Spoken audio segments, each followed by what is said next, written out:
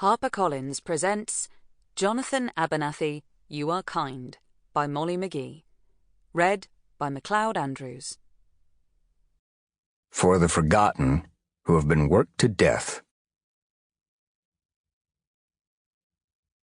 They entered, and he suddenly felt that this day which he had been looking forward to with such fierce longing was passing much too quickly, was going, would be gone. Vladimir Nabokov, Panin. If you cannot bargain with the gods because they already have everything, then you certainly cannot bargain with the universe because the universe is everything. And that everything necessarily includes yourself. David Graeber, Debt. Part 1. Jonathan Abernathy falls asleep. Chapter 1. Jonathan Abernathy steps into the office, and death is there. Death is not alone. A red-headed attendant named Kai looks up from her paperwork as Jonathan Abernathy walks through the automatic doors. Neither Abernathy nor the attendant feels death, sees death, hears or touches death. But death is there. Death is watching them both. Though it will take 3 years from this moment for death to act, Jonathan Abernathy will never live a life unmarked again. Death will be tethered to him as a shadow. His will not be a good death. When he dies, it will be slow. The poor dumb son of a bitch is, of course, oblivious to this. His oblivion makes him human. He is sweeter for it. Except for Jonathan Abernathy and Kai, the attendant, the empty office is located in a strip mall just off the highway. The only signage is a weather-beaten brass plaque that reads, "The 508th Archival Office, Full Service and Records." A piece of white printer paper is taped to the bottom of the plaque. Inquire for employment opportunities within. The interior of Archival Office 508 is no more specific than the exterior.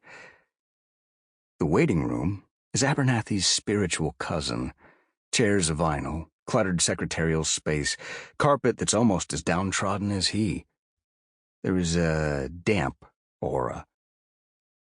It is the type of room a government official leads you into to execute you, financially. In such rooms, there are always contracts to sign, ballpoint pens. With the tips of his fingers, Abernathy can reach above him and pop any of the styrofoam ceiling tiles out of place.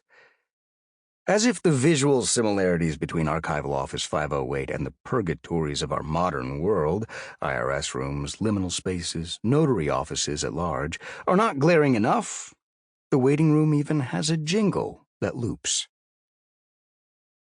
Last night, 2 people visited Jonathan Abernathy in his dreams and told him to come here. In this place, he could find forgiveness. Of his loans, they said, yes, but also of other things. Though Jonathan Abernathy is not usually the type of person to listen to dreams, voices, or signs from God, today he is desperate. Today he has defaulted on his debt. The debt of Jonathan Abernathy is large, myriad. His loans, IOUs, and bills, so diverse, ecologists would be within their jurisdiction to classify the collection as an ecosystem. Despite the diversity, the 2 main life forms are fairly simple.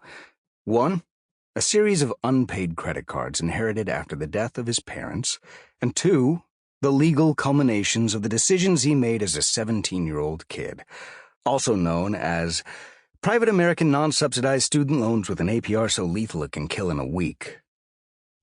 Jonathan Abernathy has student loan debt in the $250,000. His inherited debt is in the low 6 figures. Even though it is illegal to inherit debt from your deceased family members, this will not stop debtors from attempting to collect. Combined, Abernathy's debt is one of the most prosperous ecosystems in the world. Jonathan Abernathy does not make good money. What is illegal when done to some people is not illegal when done to him. Sample complete. Ready to continue?